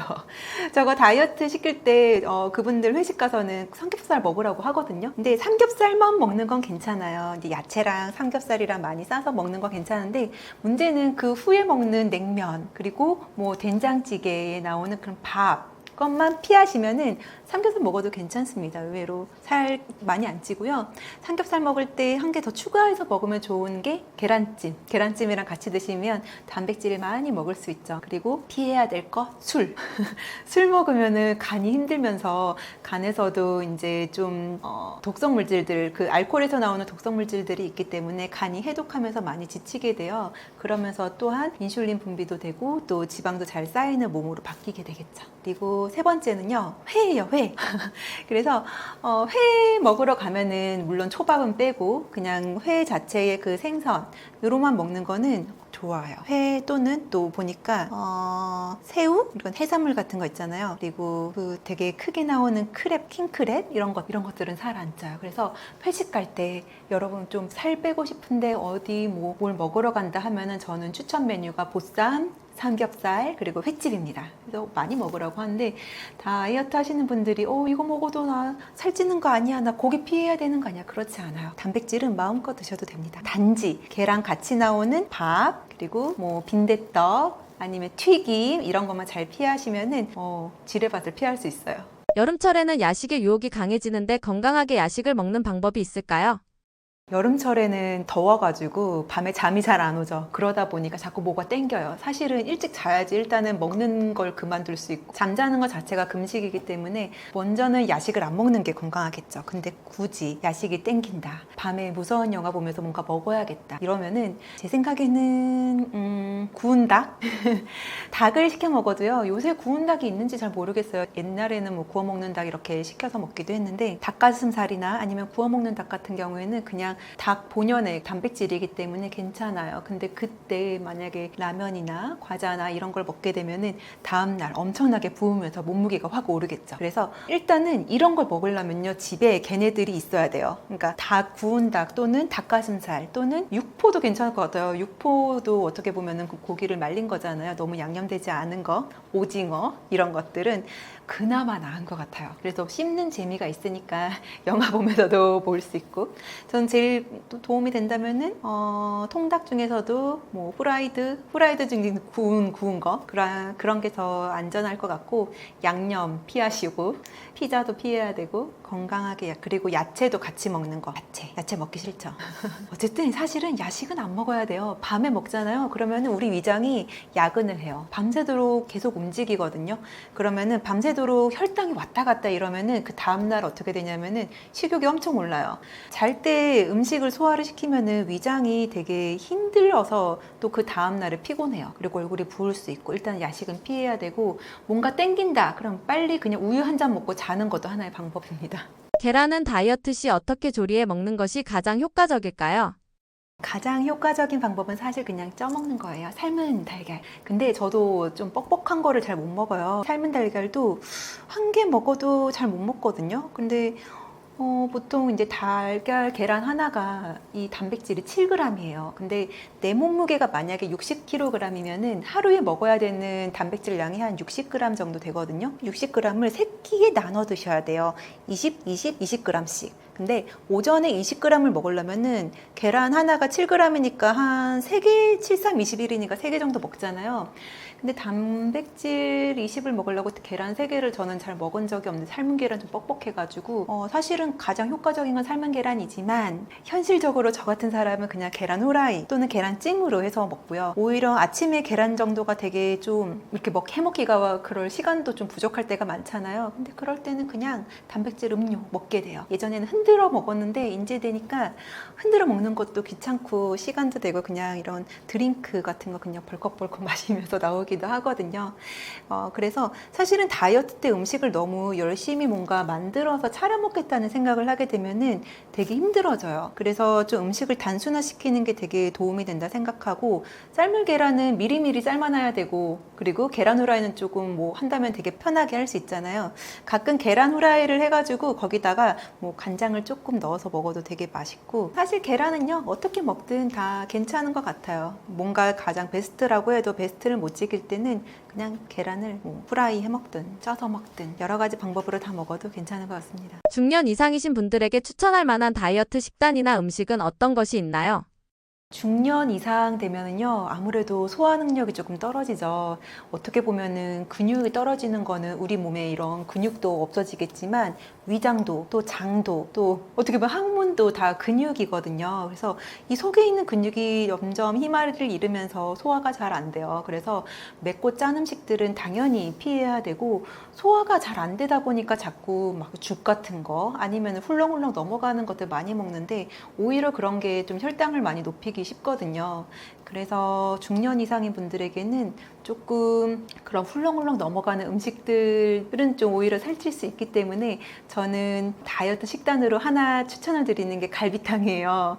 저희 아버지가 사실은 나이가 좀 80대이시긴 한데 근력이 많이 떨어지셔가지고 제가 계속 고기 드시라고 하는데 최근에 얼굴이 되게 좋아지셨는데 제가 뭐 먹었냐고 물어봤더니 맨날 가서 갈비탕을 드신다는 거예요. 그래서 어느 갈비탕집에 가서 계속 갈비를 먹었더니 얼굴이 좋아졌더라. 그리고 근육이 붙어서 몸이 좋아진다 해서 그 다니는 내과 선생님한테 갈비탕 먹고 건강해졌다고 그랬더니 그 내과 선생님도 회식을 자꾸 갈비탕 집으로 간다고 하더라고요. 그래서 와, 아빠는 갈비탕 선전해도 되겠다 그 얘기까지 했는데 나이 들어서는 제 생각에는 뜨끈한 국물 있는 삼계탕, 갈비탕 이런 것들을 잘 찾아 드시면은 몸도 든든할 뿐더러 고기를 좀 쪄서 부드럽게 먹을 수 있기 때문에 도움이 된다고 생각합니다. 채소는 무조건 몸에 좋은 거 아니냐고 하는데 60세 넘어 먹으면 안 좋은 채소가 있나요?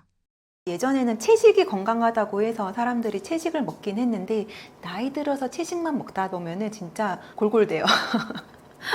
채소로 모든 걸 해결할 수는 없어요. 특히 비건 하시는 분들이 아무리 좀 깨끗한 음식을 먹는다 하더라도 영양결핍에 걸려 있는 경우가 되게 많거든요. 그래서 채소는 그냥 정도껏 먹어주면 되고 그거에 너무 집착하지 않고 저는 오히려 나이 들수록 근육을 더 잘 지켜야 되기 때문에 단백질, 고기, 해산물 종류를 잘 챙겨 드시는 게 중요하다고 생각합니다. 어떻게 보면은 우리 일본 보면은 되게 좀 장수하는 어른들이 많잖아요. 일본이 사면이 다 바다로 되어 있기 때문에 해산물을 많이 먹고 단백질 섭취가 훨씬 많다고 생각이 들고 미국이나 중국 보면은 되게 밀가루 음식들을 많이 먹다 보니까 되게 뚱뚱하죠. 그래서 성인병 그리고 비만이 진짜 국가적인 재난이라고 그래요. 그래서 채소는 제 생각에는 먼저 식이섬유이기 때문에 장 운동을 활발하게 하고 뭔가 좀 그 다음에 들어오는 음식들의 혈당을 높이는 거를 조금 방어를 해주기는 하거든요. 그리고 섬유질이 있고 그 안에 있는 여러 가지 항산화 성분들은 도움이 되지만 나이 들어서의 그 채소가 특별하게 중요하다라고는 저는 생각을 하지는 않습니다. 저의 책에도 쓰긴 했는데 사실 VPF라고 해서 Vegetable Protein Food, 그러니까 채소, 단백질 다음에 먹는 그 식단이 천천히 혈당을 올리기 때문에 살을 더 잘 뺀다고 하더라고요. 그래서 먼저 밥부터 먹는 것보다는 채소를 먼저 먹어줘서 식이섬유들, 파이버들로 먼저 배를 채운 다음에 그 다음에 단백질이 들어와서 천천히 올리고 그 다음에 밥을 먹게 되면은 아무래도 완만한 혈당 곡선을 이루기 때문에 조금 혈당 스파이크가 덜 하겠죠. 근데 먼저 밥을 먹을 때 밥부터 먹고 천천히 다른 걸 먹으면은 혈당 스파이크 팍 온 다음에 정정정정정 이렇게 가기 때문에 식사 습관을 바꿔주는 것도 되게 도움이 된다고 하더라고요. 그래서 그것도 그런 논문과 연구가 있어서 제 책에도 설명을 해놨는데 굳이 내가 흰밥을 나는 고수하겠다, 나는 다이어트는 못하겠지만 순서만 바꿔볼 수 있겠다 하면은 먼저 채소부터 먼저 먹어서 내 위장벽을 딱 이렇게 발라놓고 그 다음에 고기를 먹고 그 다음에 밥을 먹으면 훨씬 더 살이 좀 덜 찔 것 같습니다. 네. 2025년에 유행하는 가성비 좋은 시술은 어떤 게 있나요? 네, 2025년도에 유행하는 이라는 말이 되게 좀 일단은 하나의 턱이 되긴 하는데 왜냐면 예전에는요 가성비 좋은 시술은 되게 보톡스였거든요. 저렴한 가격에 효과가 조금 더 명확하기 때문에. 근데 2025년도에 유행한다고 하면은 이제 보톡스는 진짜 너무 오래된 거고 유행한다고 하면 새로운 트렌드인데 새로운 트렌드는 요새는 스킨 부스터예요. 그래서 스킨 부스터는 피부를 좀 반짝이게 만들고 요새는 레디언트가 되게 핫 토픽이거든요. 뭔가 광채나고 빛나 보이고 그다음에 좀 컨피던트 자신의 자존감을 올려주는 그런 피부 상태가 되는 게 요새 트렌드기는 해요. 그래서 가성비 좋은 시술 중에서는 아무래도 스킨 부스터가 도움이 많이 되는데 스킨 부스터 중에서도 예산이 낮은 경우 중간 프리미어급으로 올라간다면은 가장 저렴한 스킨 부스터는 아무래도 뭐 물광주사 또는 물광주사에다가 보톡스를 믹스하건 물광주사에다가 리쥬라는 믹스하던 해가지고 재생 물질들을 얼굴에다가 직접 맞는 그런 것들이 가장 저렴하면서 피부결을 좋게 만들죠. 사실 리쥬란은요, 제가 10년 전에 하도 좋다고 해서 얼굴에 맞아봤는데 좋은지 잘 모르겠더라고요, 사실은. 그래서 리쥬란이랑 보톡스를 섞어서 맞았더니 그때 돼서야 효과가 좋았는데, 아마 뭐 보톡스를 맞게 되면은, 스킨 보톡스를 맞으면은 피부가 이제 2층이 되게 평평하게 잔주름이 펴지고, 잔주름이 펴진 상태에서 림프액이 흘러주면서 얼굴이 살짝 이렇게 약간 물오른다고 해야 되나? 그렇게 되고요. 거기다가 리쥬란을 맞게 되면은, 리쥬란은 그냥 그 안에 있어서 효과가 있는 게 아니고 바늘로 찔러서 어느 정도 상처를 내준 다음에 리쥬란을 넣었을 때 상처를 치료하면서 피부가 새살이 돋아나는 그런 원리거든요. 그래서 그런 리쥬란과 보톡스,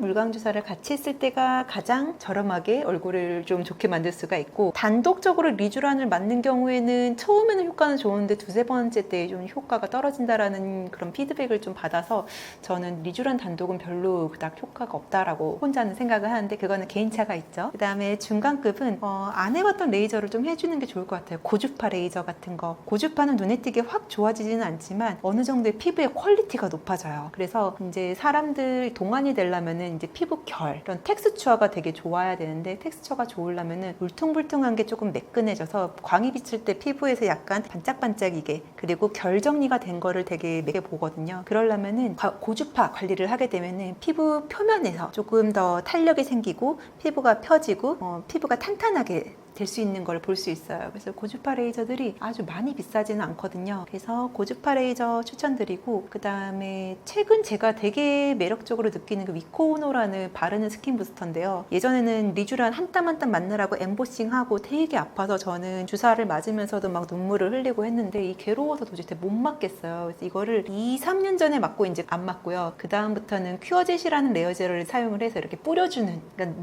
니들 프리 인젝터가 요새 유행을 하거든요. 그래서 리들 프리 인젝터를 하게 되면은 멍도 없고 붓기도 없고 엠보도 없고, 대신에 되게 파티클들이 수만 개, 수천 개가 여기다가 자잘하게 박히면서 얼굴이 조금 더 즉각적으로 좋아지고 도움이 되거든요. 그래서 큐어젯 시술을 해주는 것과 바르는 스킨 부스터 중에서 위코노라는 것도 되게 얼굴에 발라만 줘도 얼굴이 되게 쫙 펴지면서 스킨 부스터 맞은 그런 효과가 나요. 그래서 그것도 되게 저는 추천을 드리고요. 이게 조금 더 프리미엄급으로 올라가면은 저는 레디어스는 피부에다가 스킨 부스터로 깔아주는 건데, 옛날에는 좀 안 녹는 필러로 쓰다가 요새는 얘를 희석을 해서 얼굴 전체적으로 약간 물 흐르듯이 넣어주면서 피부층이 약간 물 먹은 것처럼 살짝 리프팅이 돼서 올라가고, 주름이 시간이 지날수록 점점 깊이가 얕아지고 길이가 짧아지면서 동안처럼 자꾸 변해가요. 이러한 트렌드가, 예전에는 필러만 넣어가지고 얇은 피부에다가 얇고 뻥뻥하게만 만들어줘서 주름 펴졌다 이렇게 하니까 얼굴이 자꾸 빵빵해지고 조금 비호감으로 가게 되는데, 요새 이런 스킨 부스터는 내 노화된 피부가 세포가 젊어지는 그런 시스템으로 바뀔 수 있도록 바이오 스티뮬레이터로 들어가거든요. 이런 바이오 스티뮬레이터들이 요새의 세계적인 트렌드가 되고 있어요. 그래서 뭔가 드라마틱하게 피부를 자르고 꼬매고 멍들게 하고 괴롭게 하는 것보다 피부 친화적으로 해서 얘네들이 조금 더 어린 피부로 돌아갈 수 있게끔 조금 그러한 체계를 바뀌어주는 거, 세포를 조금 더 젊게 만들어주는 그러한 트렌드가 요새는 좀 2025년도에 세계적인 트렌드라고 할 수 있습니다. 팔자주름에는 필러나 실리프팅이 큰 도움이 안 된다고 하던데 정말인가요?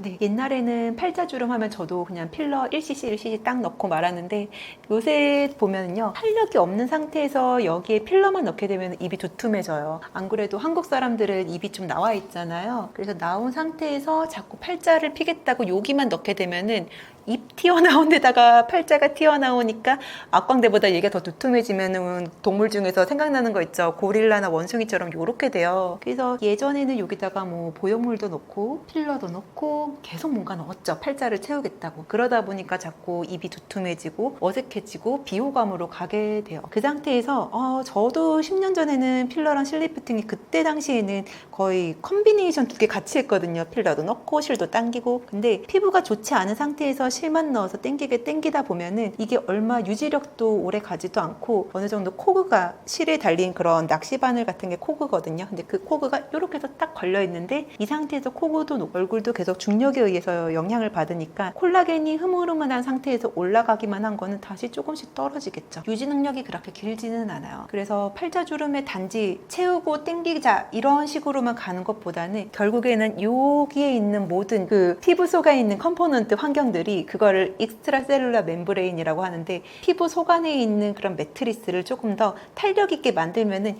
얘네 자체가 건강해져서 올라붙는 그런 시스템으로 가게 되면은 되게 자연스럽게 펴져요.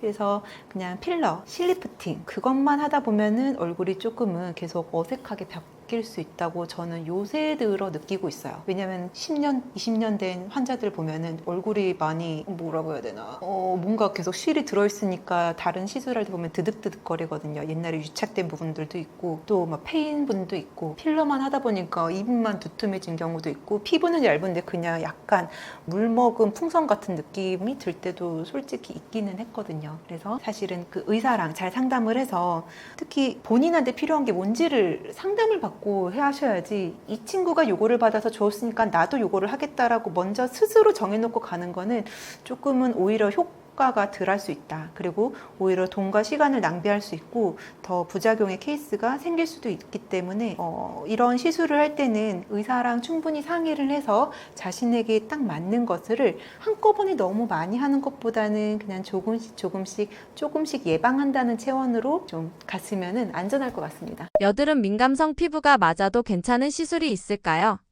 네, 여드름 민감성 피부에도 좋은 시술은요. 피부를 재생하는 스킨 부스터요. 그러니까 뭐 리쥬란의 PN 성분이라든지 PDRN 성분들은 오히려 민감성 피부를 조금 더 건강하게 만들어주는 역할을 하거든요. 근데 가끔은요, 이거를 맞아서 피부가 뒤집어지는 경우들이 있는데 그런 분들은 이제 바늘로 한 땀 한 땀 했을 때 니들 알러지가 있는 분들이 있어요. 그러니까 금속 알레르기가 있으신 분들은 이 바늘로 한 땀 한 땀 했을 때 다 알레르기처럼 일어나고 염증이 생기고 그런 케이스들이 간혹가다 있더라고요. 이제 그런 분들은 바늘로 하는 것보다는 니들 프리 인젝터에서 제가 말씀드렸잖아요. 그래서 좀 뿌려주면서 제트샵스로 피부 속에다가 이렇게 팍팍팍팍 뿌려주는 레이저를 사용을 하게 되면은 좀 더 안전하고 그 다음에 멍붓기 없고 조금 통증이 덜한 상태에서 시술을 할 수 있기 때문에 도움이 될 수 있죠. 초음파 리프팅 vs 고주파 리프팅 어떤 게 더 효과적이고 누구에게 잘 맞나요?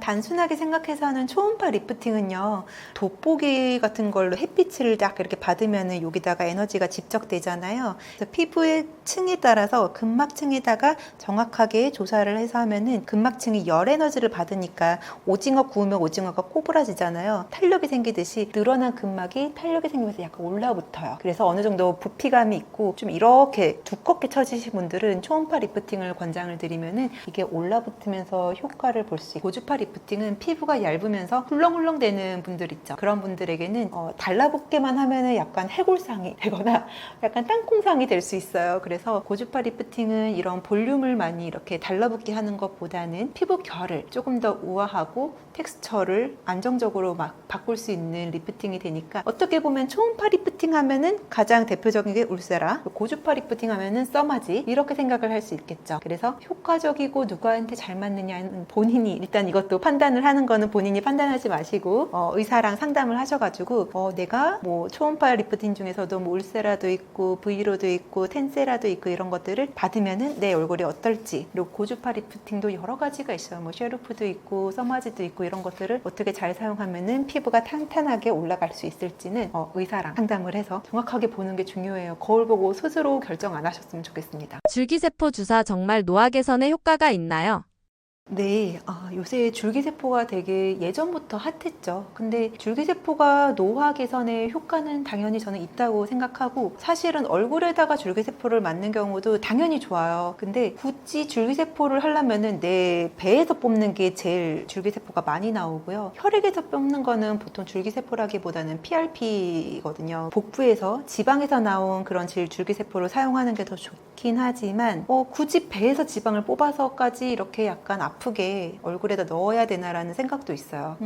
왜냐면 앞에 말씀드린 뭐 PDRN 성분이라든지 아니면은 뭐 레디어스, 엑소좀 이런 성분들 자체만으로도 피부에 되게 좋거든요. 제가 볼 땐 줄기세포 하는 것보다 걔들이 더 효과가 좋다는 걸 개인적으로는 느끼고 있고, 그리고 사실 줄기세포는 아픈 사람한테 했을 때 더 도움이 많이 되는 것 같아요. 그러니까 뭐 관절 쪽에 안 좋다든지 아니면 수술 후에 그쪽 부분에 좀 문제가 있다든지. 그래서 저희 아버지도 척추에 수술을 한 2-3번 하고서는 계속 허리가 아파서 몇 걸음 못 걷고 막 주저앉고 그러셔가지고 제가 줄기세포 줄기세포 치료를 받게 했는데 하고 나서 진짜 되게 잘 걸어 다니시거든요. 그런 거 보면은 피부 개선이나 이런 미용적인 목적보다는 이런 치료 목적으로는 되게 줄기세포가 도움이 되는 것 같아요. 어쨌든 세포가 아프고 또 수술을 해서 어느 정도의 그 손상을 받은 세포가 치료를 하는 건 줄기세포가 있으면 되게 치료 속도도 빨라지긴 하거든요. 그래서 저의 개인적인 생각으로는 줄기세포 아픈 사람한테 쓰는 거는 도움이 확실히 많이 된다. 근데 피부 미용적인 목적으로는 도움이 되기는 하지만 굳이 배에 있는 거 이렇게 뽑아다가 하기는 약간은 부담스럽기 때문에 아까 말씀드린 리쥬란 아니면은 뭐 엑소줌, 레디어스 이런 것들도 너무너무 좋기 때문에 그런 거 사용하시는 것도 생각해보면 좋겠습니다. 피부 탄력 개선을 위해 추천하는 시술과 반대로 별로 추천하지 않는 시술은 어떤 게 있나요?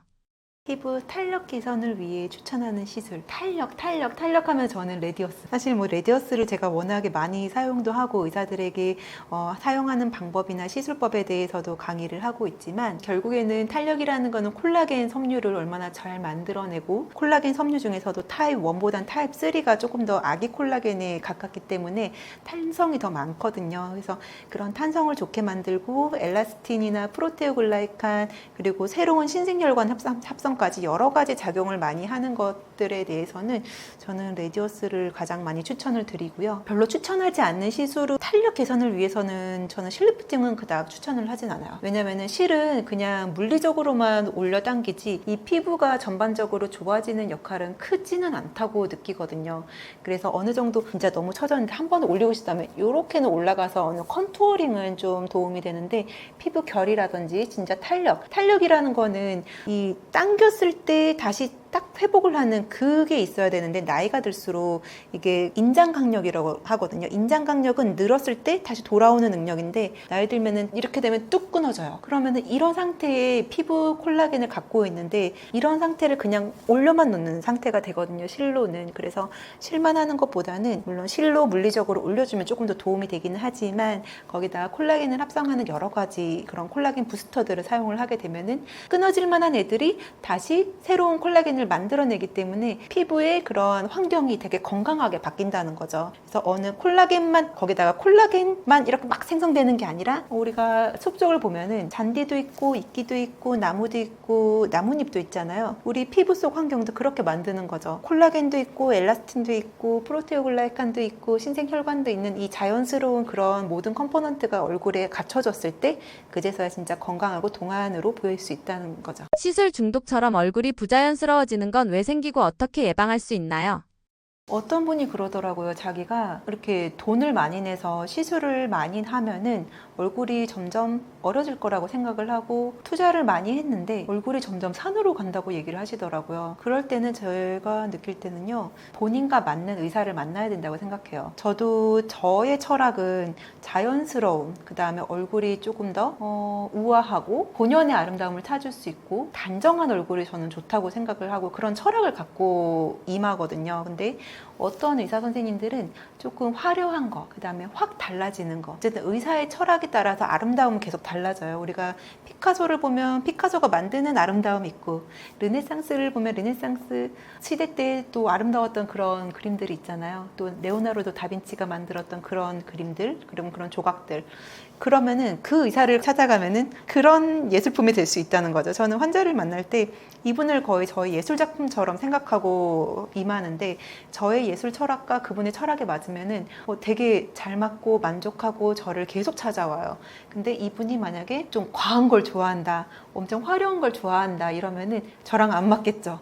저는 자연스럽게 천천히 약간 티 안 나면서 뭔가 계속 좋아지게끔 만들어주고 싶은데 이분은 확 달라지고 싶군요. 이러면은 약간 안 맞아요. 근데 아무래도 본인의 얼굴을 좀 피부 결을 좋게 만들고 광나게 만들고 건강하게 보이는 그런 성형보다는 뭔가 눈이 확 커진다든지 아니면은 코가 뭐 높아진다든지 너무 이렇게 땡긴다든지 하는 과한 성형으로 집착을 하게 되면은 얼굴이 계속 이상하게 산으로 가요. 그래서 본인의 철학과 잘 맞는 의사 선생님과 상담을 충분히 많이 해서 조금 본인을 잘 컨트롤해 줄 수 있는 의사를 만나는 것도 전 중요하다고 생각을 해요. 모든 시술은 다 부작용이 있긴 하거든요. 그래서 의사의 스킬과 그리고 환자분의 얼굴 상태에 따라서 그게 좀 잘 맞아 떨어져야 되기 되기는 하는데 그 중에서 이제 부작용이 걱정돼서 생각하는 가장 안전한 시술을 좀 얘기를 한다면 그냥 스킨 부스터. 왜냐하면 그냥 피부 결 자체만 살짝 좋아지게 해서 화장품으로 커버가 절대 안 되는 그런 어퍼 리미트가 있거든요. 그거를 넘어설 수 있는 게 스킨 부스터예요. 스킨 부스터 중에서도 제일 안전한 거는 뭐 리쥬란, 그리고 요새 많이 나오는 것들 스킨 부스터가 진짜 많이 나와요. 뭐 히알루론산 애시드랑 또 여러 가지 좋은 뭐 글루타치온도 들어가고 뭐 여러 가지를 만들어서 스킨 부스터들이 계속 나오는데 제가 하나를 딱 찍어서 말씀드리기는 그렇지만 어쨌든 좀 피부 결이 좋아지는 스킨 부스터는 좀 그나마 안전해요. 제가 볼 때는 큰 문제 없이. 근데 보톡스도 잘못 맞으면 안검하수도 생길 수 있고 엿볼 꺼짐이라든지 입이 돌아간다든지 왜냐면 근육을 마비시키기 때문에 예상치 못한 문제들은 언제든지 생길 수 있거든요. 그래서 보톡스도 뭐 적당하게만 맞으면 되는데 좀 부작용의 위험도 있기 때문에 특히 요새 보니까 좀 몇천 원짜리로 가격을 너무 낮춰가지고 너무 흔하게 맞는 경우들이 있어서 조금은 조심했으면 좋겠다라는 생각도 갖고 있어요. 제가 사실은 뭐 수술을 하기 위해서 성형외과를 했고 성형외과 전문의로서 여러 가지 눈 수술, 코 수술, 뭐 안면 윤곽, 지방 이식 이런 것들을 쭉 해오면서 어느 순간 느낀 게 있었어요. 이 사람들을 내가 수술만 하면은 다 행복하게 살 것인지, 그리고 저 같은 경우에도 어떠한 시술을 받거나 수술을 받은 후 이후에 그 삶이 유지가 되려면은 본인의 라이프 스타일이 바뀌어야 되고 그런 것들을 또 가르쳐 줄 수 있는 게 진짜 의사의 역할이 아닌가라는 생각을 하게 됐어요. 그래서 특히 지방 흡입을 하게 되면은 이분들이 나중에는 또 살이 쪘다고 오는데 그거를 되게 신기하게 생각을 해서 공부를 해봤더니 피하 지방을 아무리 그 흡입을 해서 뺀다 하더라도 내장 지방을 뺄 수는 없잖아요. 그러니까 내장 지방이 나중에는 더 찌는 거예요. 지방 흡입을 하고 나서 보니까 식욕이 다 오른다고 하는데 지방이 빠진 만큼 몸에서 더 식욕이 오르거든요. 그래서 몸의 이런 메커니즘을 잘 컨트롤해야 진짜 이 사람이 아름다움을 꾸준히 유지하면서 건강하게 살 수 있겠구나라는 생각을 하면서 제가 조금 더 공부를 하게 됐고 공부를 하다 보니까 책을 쓰게 됐고 이런 책이 또 나오게 되었더니 많은 분들이 되게 공감을 하면서 좋아해 주시더라고요. 그러니까 결국에는 제가 뭐 수술해라, 뭐 이거 해라 이렇게 뭔가를 이렇게 권유하는 것보다는 먼저 내가 저속 노화로 갈 수 있는 여러 가지 방법들 제가 알려드리면은 그거를 해보고 그래도 안 되면 의학의 도움을 받으시면 된다고 생각을 해요. 왜냐면은 우리가 아플 때는 사실 약을 먹어야 낫잖아요. 우리가 아무리 뭐 암에 걸렸다 아니면은 또 어떠한 뭐 우울증에 걸렸다 이러면은 혼자서 의지만으로 이거를 치료하기는 어렵단 말이에요. 적당한 타임에 의사에게 가서 약을 처방받고 치료를 받으면은 인생의 그 어려운 난이도가 훨씬 수월해져요. 그리고 우리 한국이 얼마나 의료가 저렴해요. 그리고 되게 의사를 많이 쉽게 만날 수도 있고 하기 때문에 어느 정도 이 책을 통해서 열심히 공부를 하면서 생활 습관도 바꾸고 식이 습관도 바꾸고 저는 정신력도 멘탈도 조금 더 강해지고 좀 더 크리에이티브하면서 창의적으로 바뀌었으면 좋겠거든요. 결국엔 노화는 계속 침체되어 가는 하나의 자연스러운 과정이긴 하지만 내가 얼마나 이거를 잘 컨트롤하느냐에 따라서 덜 침체되고 조금 더 생기 있게 되고 조금 더 건강하게 되고 좀 더 예쁜 100세를 맞이할 수 있다고 생각을 하거든요. 그래서 저의 꿈은 반짝반짝한 100세가 되는 거예요. 그래서 반짝반짝한 100세가 되실 분들은 이 책 읽으면서 나중에 100세가 됐을 때 조금 나의 취미를 즐기면서 막 폭삭 늙은 노인이 아니라 뭔가 눈빛도 빛나고 그리고 같은 이런 마인드 좋은 사람들끼리 또 모아가지고 뭐 여행도 가고 새로운 것도 배우고 이러면 얼마나 행복하겠어요. 사실 인생은요 나이가 먹을수록 이런 업그레이드가 계속 되어야 된다고 생각을 해요. 그래야 행복하잖아요. 근데 돈도 많고 뭔가 사회적 지위도 있는데 건강하지 않으면은 이걸 다 놔버리고 빨리 세상을 떠날 수도 있는 거예요. 근데 나이도 많은데 건강하기도 하고 돈도 많고 또 인맥도 좋아지고 이러면서 계속 업그레이드 되면 우리가 나이 먹는 게 얼마나 뿌듯하고 행복하고 그리고 되게 설레이는 거가 될 수 있다고 생각을 하거든요. 그래서 내가 나이 먹어서 너무 우울해 이게 아니고 나 나이를 먹어서 우리 게임 캐릭터들이 하나하나 단계가 되면은 되게 업그레이드 되면서 레벨이 올라가는 거잖아요. 그래서 저는 이 만렙이 될 때까지 100세가 되게 커지고 건강하고 되게 여유롭고 풍요로웠으면 좋겠어요. 그래서 그럴 분들은 다 같이 책 읽으면서 저와 함께 만렙으로 가셨으면 좋겠습니다. 감사합니다.